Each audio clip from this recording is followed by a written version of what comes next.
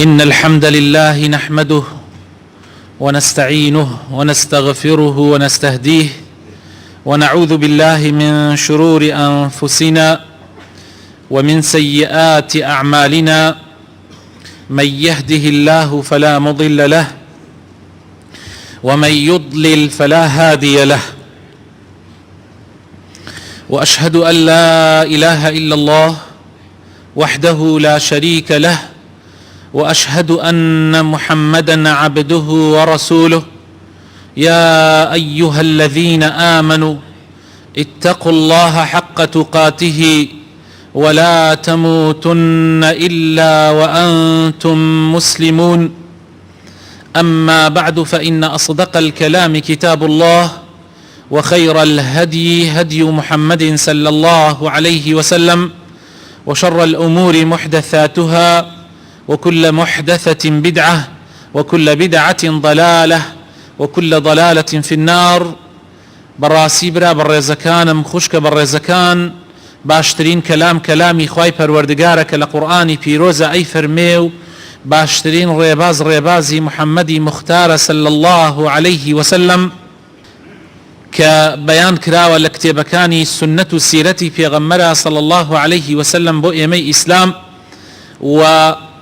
خرابترين ريقا والريباز أو الريباز والريقايانية ك لا أدن للريبازي في غمري خواه صلى الله عليه وسلم وانحراف أكن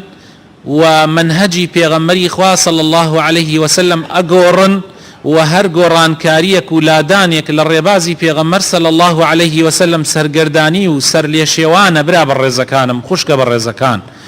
وپنابخ وأقر إنسان مصر بلسري وبردوان بلسري ئاگای لە خۆی نییە تاوەکو ئەیباتە ئاگری جەهەنەمەوە.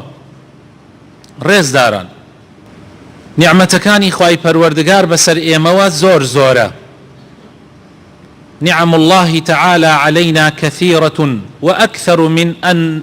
يحصى. قال تعالى في كتابه الكريم: وإن تعدوا نعمة الله لا تحصوها. خوای تعالى لقرآن پیرۆزە ئەفەرمێ ئەگەر ئێوە دانشن نیعمەتەکانی من بژمێرن، والله هەرگیز ناتوانن بژمێرن. حتا بە شێوازی جەمعیشەی فەرمێ ئەگەر هەر هەمووتان بەیەکەوە. خوای گەورە نیعمەتی زۆر زۆرە لەسەرمان. ئەو نیعمەتانەش کە خوای گەورە بە ئێمە داوێتی بۆ مەبەستی دیاریکراو داوێتی بۆ ئەوەی ئێمە بەندایەتی ئەوی پێ بکەین و سەر زەوی بە مەنهەج و پرۆگرامی خوای پەروەردگار بڕازێنینەوە، ئاوەدان بکەینەوە، عیمارەتی بکەین. خوای تعالى لقرآن پیرۆزە ئەفەرمێ: قل هو الذي أنشأكم وجعل لكم السمع والأبصار والأفئدة قليلا ما تشكرون. أفرمي خوای تعالى أفرمي أي محمد صلى الله عليه وسلم بيان بڵێ خوای گەورە هەموو شتەکانی بۆ ئێوە هێناوەتە بوون و لە نەبوونەوە ئێوەی خەڵق کردووە و کردوونی بەم ئینسانە و پاشان خوای تعالى گوێ و چاو و دڵی بە ئێوە بەخشیوە، مێشک و عەقڵی بە ئێوە بەخشیوە، بەڵام بەداخەوە زۆرێک لە ئێوە شکر و سوپاسی خوای پەروەردگار ناکەن. یعنی کەمێکتان یان کەمێک شکریەکەن، حتى ئەو کەمەشی کە شکریەکەن هەر کەم شکریەکەن، هەر وەکو پێویست شکری ناکەن. یەکێک لەو نیعمەتانەی خوای پەروەردگار بەسەر ئێمەوە کە خوای تعالى منەت ئەکا بەسەر ئێمەیە کە پێمانی بەخشیوە نیعمەتی هەردوو چاوە. نیعمەتی هەردوو چاو لە گەورەترین نیعمەتەکانی خوای پەروەردگارن. کەسێک لە دەستی نەدابێ نازانێت چی نیعمەتێکە. خوای تعالى لقرآن پیرۆزە ئەفەرمێ وەکو منەتێک بەسەر بەنی ئادەمەوە ئەفەرمێ کاتێک کە کوفری خوای پەروەردگارەکە هیچ عوزرێکی نییە لە ڕۆژی قیامەتە. خوای تعالى پێ ئەفەرمێ: ئەلەم نەجعل له عینەین. ئایا ئێمە دوو چاوی ساغمان پێ نەبەخشی بوو کە پێی ببێنێ کە ئینسان بینیەی و بیستی بەڕاستی هیچ عوزرێکی نامێنێ، چونکە ئاەتەکانی خوای پەروەردگار نیشانەی گەورەی خوا لە هەموو شتێکا دیارە، بەس پێویستی بە تێفکران هەیە، پێویستی بە تێڕوانینێکی تەواو و مەزبوطە وەکو پێویست لەبەر گرنگی چاو کە طبعا ئەگەر بیری لێ بکەیتەوە سۆنعەتی چاو چۆنە من هەر ئەوەنەتان بیرە خەمەوە کە بەس شەبەکەی چاو بەس تۆڕی چاو کە ڕەنگەکان لە یەکجیا ئەکاتەوە کە ڕەنگی سوور و زەرد و جوانیەکان لە یەکجیا ئەکاتەوە ئەو هەموو شتە جوانە کە ئەیبینین کە زۆر زۆر فول HD ئەیبینین بەس ئەو تۆڕی چاوە براینە لە 150 ملیۆن خانە و خەلیە پێک هاتووە 150 ملیۆن 150 معمل لە ناو چاوی تۆیایە لە ناو تۆڕی چاوی تۆیایە بەس ئیشی ئەوەیە بینینەکانت ڕێکەخا ڕەنگەکانت بۆ لە یەکجیا ئەکاتەوە ئایا تو چەندێک شکریت کردووە لە ئەثەرە هاتووە لە حەدیثێکە هاتووە کەوا کابرایەک لە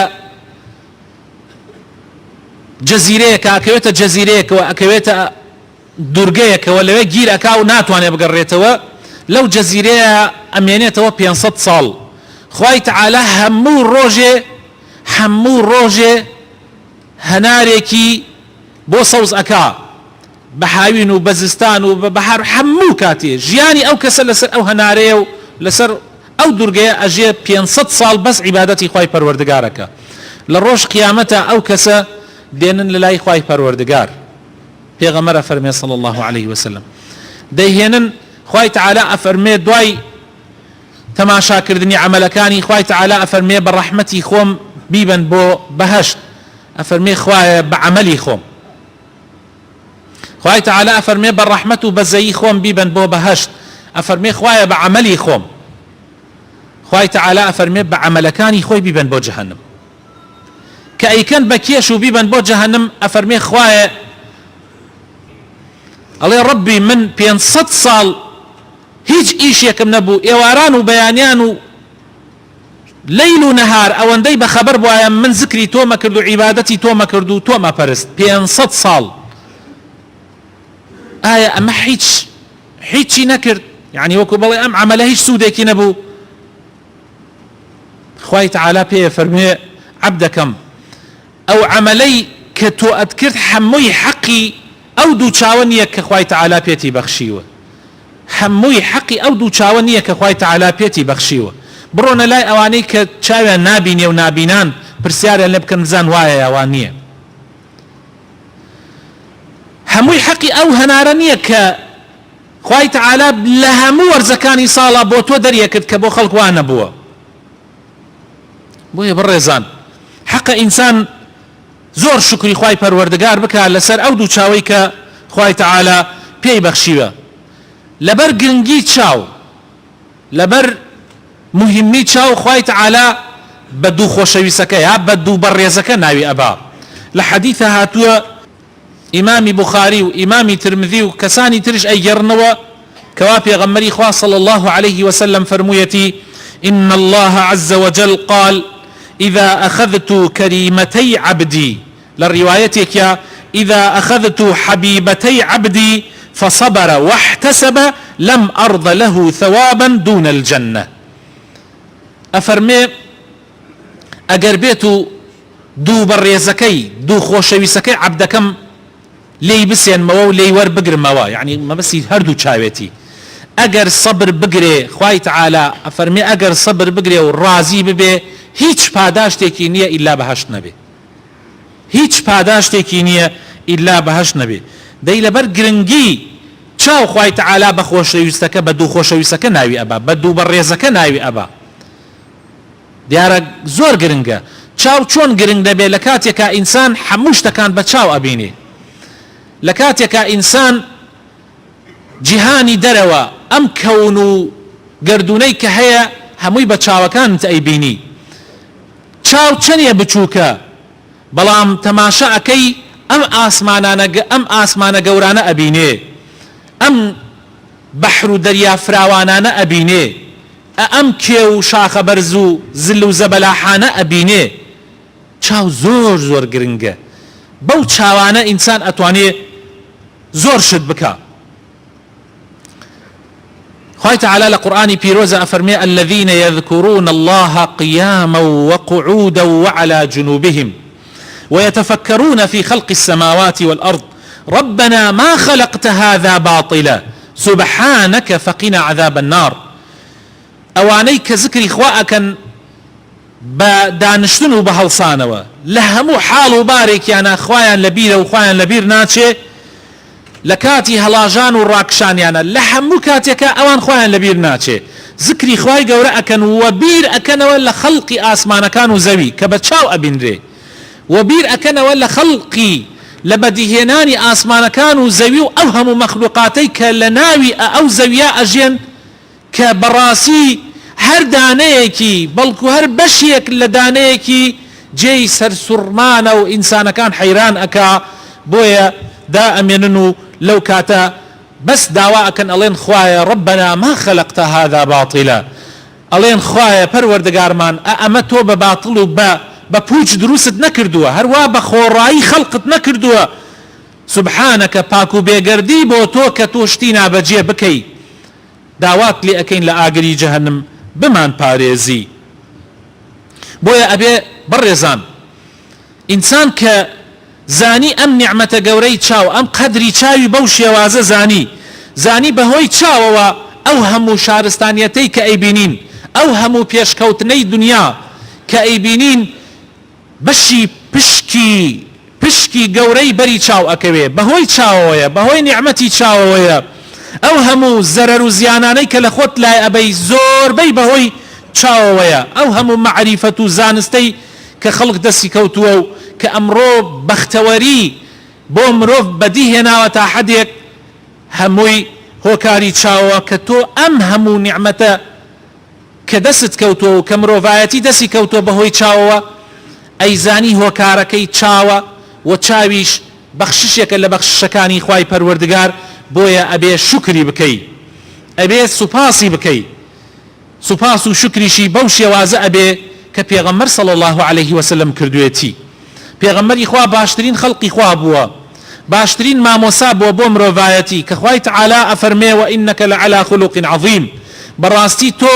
لە جوانترین و گەورەترین و مەزنترین ئەخلاق و ڕەوشتەکانە خەڵق کراوی، خوای گەورە وا خەڵقی کردووە و بە ئێمەی مرۆڤایەتیش ئەفەرمێ ولەکم فی رسول الله أسوة حسنة لمن كان يرجو الله واليوم الآخر وذكر الله كثيرا. باشترين سرمشق بو إيمي مروفايتي،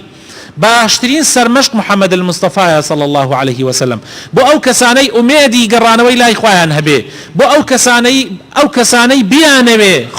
خوان رازي كان والذكر يادي خوا زور بكن محمد المصطفى صلى الله عليه وسلم جوانترين سرمشقه. بۆیە پێغەمبەری خوا صلی الله علیه وسلم لە هەموو کاروبارەکانی ژیانیا بەردەوام خوای لەبیر بووە، کاتێ دەستی بۆ هەر شتێ ببردایە، هەر شتێ بەرچاوی بکەوتایە، هەر نیعمەتێک لە نیعمەتەکانی خوای گەورەی ببینایە یەکسەر باسی ئەکرد، یەکسەر ئەو شتێ ئەگەڕانەوە بۆ لای خوای پەروەردگار، ئەصحابەکانی لەسەر ئەو شێوازە پەروەردە ئەکرد، هیچ شتێک لەم دنیایە نەبینی ئیلا بزانی کە ئەمە قودرەتی خوای پەروەردگارە ئەمانەی خەڵق کردووە، دەستی پەروەردگارە ئەمەی هەموو بۆ تۆ بەدیهێناوە. زۆر گرنگە ئەوە برا بە ڕێزەکانم. بۆیە پێغەمبەری خوا صلی الله علیه وسلم لەو بارەوەش حەدیسی زۆرمان بۆ هاتووە، لەوانە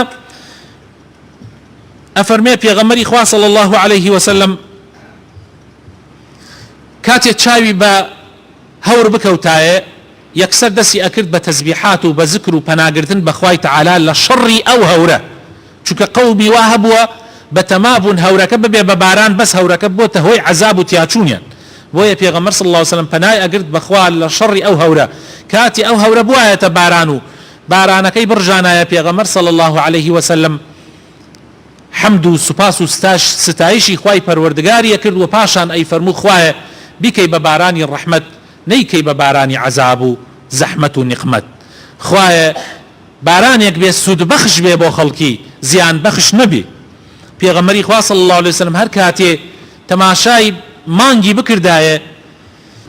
ئەی فەرموو اللهم أهله علينا باليمن والإيمان والسلامة والإسلام ربي وربك الله.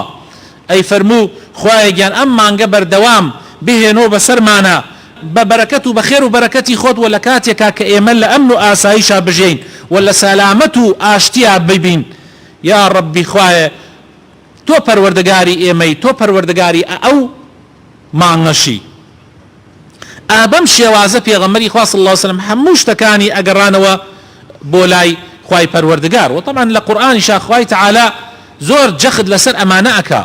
بۆ نمونە کاتێ باسی گەورەی خۆی ئەکا خوای تعالی ئەفەرمێ تەماشاکەن ببینن ئەفەلا تبصرون ئایا چاوتان نییە گەورەی ئەو شتانە ببینن لە گەورەیەکەیە خالقەکەی و ببینن چەند مەزنە و چەند گەورەیە ئەفەلا ينظرون إلى الإبل كيف خلقت بس تەماشای وشتر بکەن تەماشای وڵاق و لەوانەشە کە مەزنترین وڵاقەکان یان یەکێک لە مەزنترین وڵاقەکان کە وشترە تەماشایکەن خوای گەورە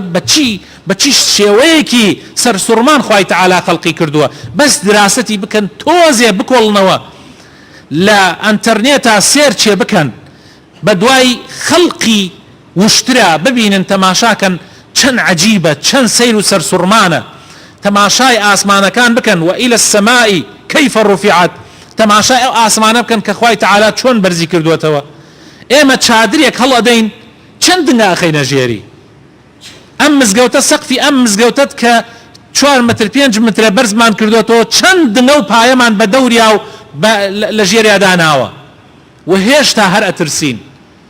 بەس تەماشای ئەو ئاسمانانە بکەن کە هیچ عەمودێکی هیچ پایەیەکی دیاریکرا و کە ئێمە بە چاو ببینین لە ژێریان نییە و ڕاوەستاوە بەمان سەرمانەوە و تەماشای ئەو وإلى الأرض كيف سطحت تەماشای ئەو زەویە بکەن کە خۆی لە ڕاستیە یەلکەیی خوای گەورە دروستی کردووە خڕ دروستی کردووە بەس تەماشا کە بۆ ئێمە بۆتە زەمینێکی تەخت و بەرین ئێمە لەسەری ئەژەین ئەمە چۆنە ئەبێ بیری لێ بکەیتەوە و تەماشای ئەو شاخانە بکە کە خوای تەعالی چۆن دایکوتاوە تەماشاکەن برا بەڕێزەکانم خوشکە بەڕێزەکان ئا لەمە گەورەی خواتان بۆ دەرەکەی ئەمانە هەمووی بە چاو ئەبینرێن کاتێک کە تۆ بۆکو خۆی نەیزانی خوای تەعالی گلەیت لێەکە ئەفەرمێ ئەفەلا تبصرون ئایا چاوتان نەیەبینی بۆیە سەحابەی کیرام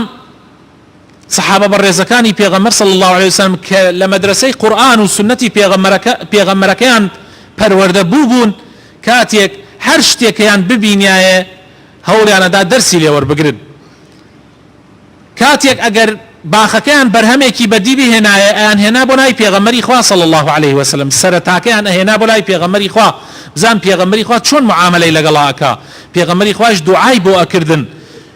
و فێریەکردن کە چۆن شکری خوا بکەن لەسەری ئەو نیعمەتەی کە خوای گەورە پیانی بەخشیوە و کاتێک کە کەسێکی کەم ئەندام یان نقصانی ببینایە پێغەمبەری خوا صلی الله عليه وسلم ئەصحابەی فێر ئەکرد کە گاڵتەی پێ نەکەن چونکە ئەوە خەڵقی خوایە خوای تەعالی ئەو بارەی داوە بەسەریا بەڵکو شکری خوای گەورە بکەن کە خوای تەعالی هێشتان ئەوانی بەو شێوە ئیبتیلا نەکردووە بۆیە ئەفەرمێ من ڕەئا مبتەلا هەر کەسێکی بینی کە خوا تاقی کردوێتەوە چی بڵێ الحمد لله الذي عافاني مما ابتلاك به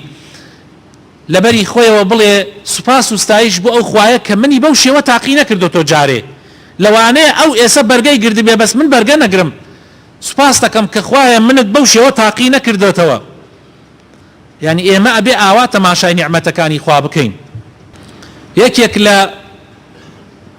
شێوازەکانی سوپاسکردنی خوا یان شکری نیعمەتی چاو ئەوەیە ئەو چاوە لەبەر خاتری خوا لە ترسی خوایە فرمێسکی پیا بێتە خوارەوە لەبەر خاتری خوای پەروەردگار خوای تەعالی لە قورئانی پیرۆزە ئەفەرمێ وەصفی ئیماندارانەکە و ئەفەرمێ وەیخڕون للئەذقان یەبکون وەیەزیدهم خشوعا ئەهلی ئیمان کاتی ئاەتەکانی خوای گەورە ئەبینن یان ئاەتەکانی قورئان ئەبیسن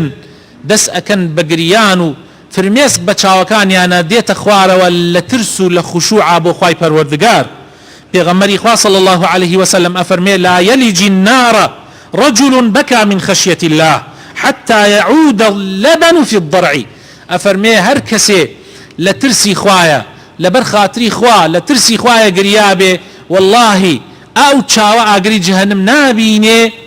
حتا وەکو شیر نەڕواتۆ ناو گوان هەتاوەکو شیر جارێکی تر نەگەڕێتەوە ناو گوانەکەی کە لێوە دەرچووە، یعنی جەهەنم نابینێ، مستحیلە شیر جارێکی تر بگەڕێتەوە ناو گوان. ولا حديثي شهاتوا پیغمبري خاص صلى الله عليه وسلم باسي مشهدي قيامتمان بو اكاو او روجه سامناك كخور يكمل لانسان ودوره ولو روجه سيبرنيه كانسان لجيرا بحثيته وتنها سيبري خواي پروردگار يعني عرشي خواي پروردگار نبي حوت جور كس لو روجه لجير سيبري خوايان يك لو حوت كسا كسيك لبيناوي خواي پروردگار او لترسي خواي پروردگار قريابه فرميسكي رجتبه ورجل